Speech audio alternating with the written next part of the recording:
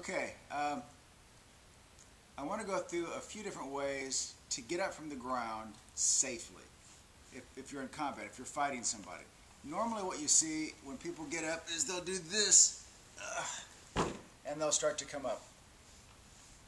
If you watch UFC 1, there was a sumo guy that was fighting a kickboxer, and the sumo guy kept trying to get up like that, and the kickboxer kept kicking him in the face.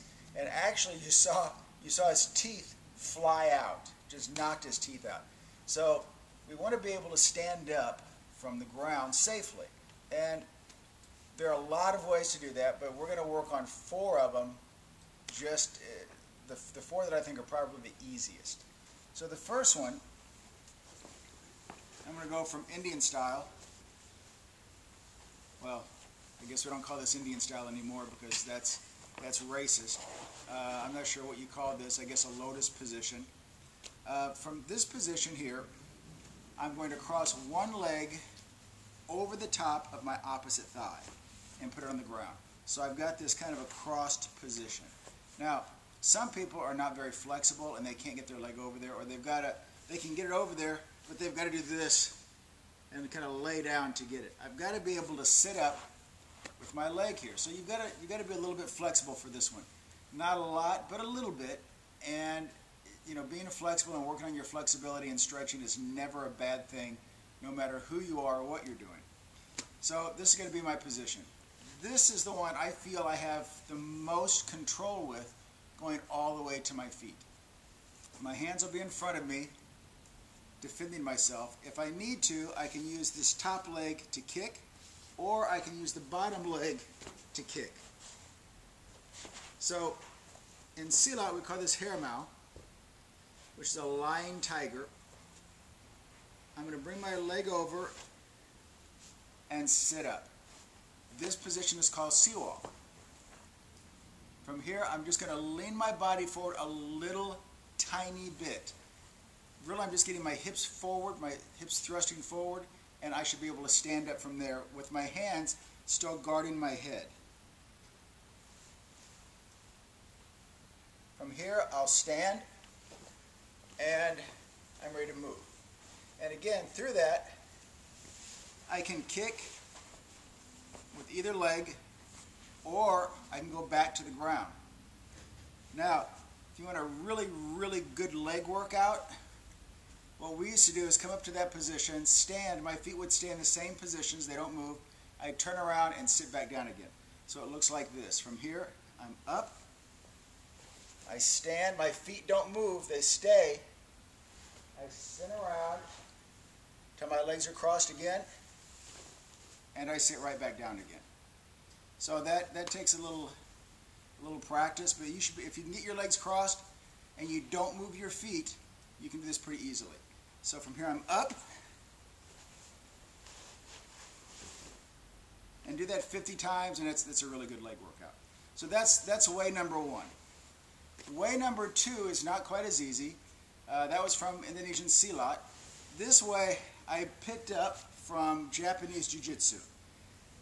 It's a little bit harder, but when I get to my knees, I am in a better position. I have a triangle base as I stand up. This works really well if I'm rolling and I have a lot of forward pressure, a lot of forward momentum going. It's much easier in that kind of situation. So from here, I'm just going to do the same thing, but I've got to have a lot of chest throwing forward to get me up to my knees. If I just do that, it's not enough. I'm just going to sit back down because my legs are in front of me.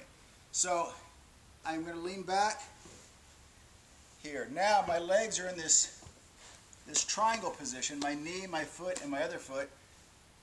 From here, I can stand straight up, or I'm also in a position to turn around. And again, that works really well for me if I'm rolling forward for whatever reason. It gets me back to my feet almost immediately. So again, for whatever reason, I can't get my leg over here. I can only get it to here. And again, I don't use my hands. I just want to do this with just the momentum of my body so my hands stay up and on guard. From here, I'm going to rock in hard, chest has to come forward, and I'm up to my knees. And then I'm up to my feet, and then I'm gone. Next, again, this comes from more of a supine position, more of a laying down position. This is a little easier, but when I get to my knees, I have an extra step. So from here, I'll bring this knee in, and I'll sit up. So both of my feet are pointing in the same direction. Getting from this point to my knees is pretty easy. It doesn't take much. I can do it with just the muscles of my legs because I've got so much weight in front of me already, and I'm pulling myself up instead of rocking myself up. So from here, I'm up to my knees. Now, being on my knees is not great either, but from here, I can put a foot up and stand, and I'm not using my hands. My hands are still in front.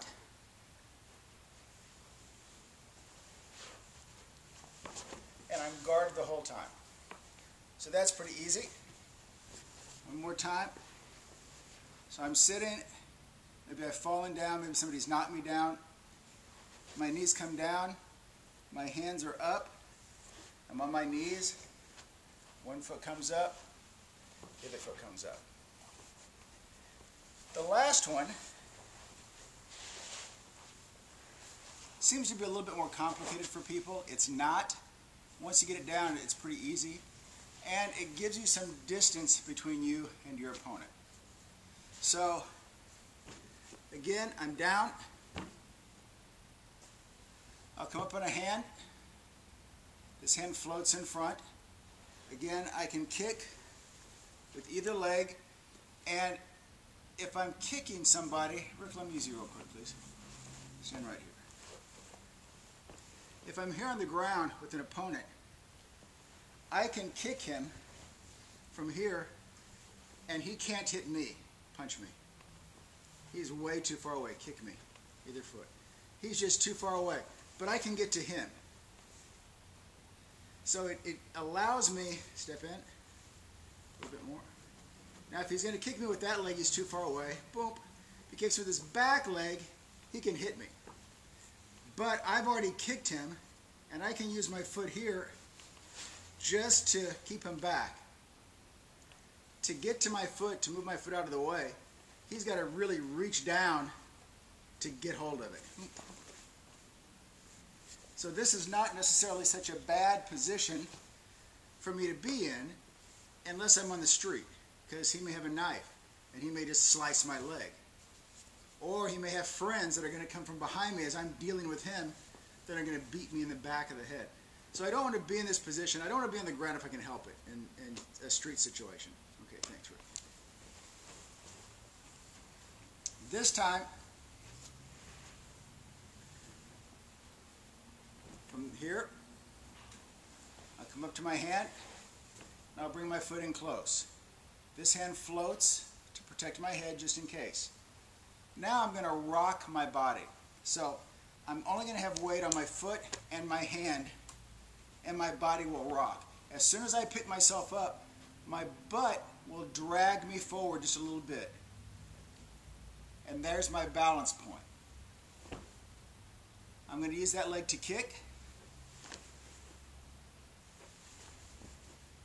And as soon as I kick, my foot that I kicked with is going to go behind me under my legs. Under my legs. Between my hand and my leg. Not over, not around, under. So I hit, and then that leg stretches way back. I can go to my knee, or I can go to my foot. I'm probably going to go to my foot. But I've got to reach back far. Don't do this, because now my hand and my feet are in a straight line. And my balance is just not very good there, especially if the person is attacking me. So I'm going to kick, step back, and then I'm up. So I'm back on my feet again. One more time.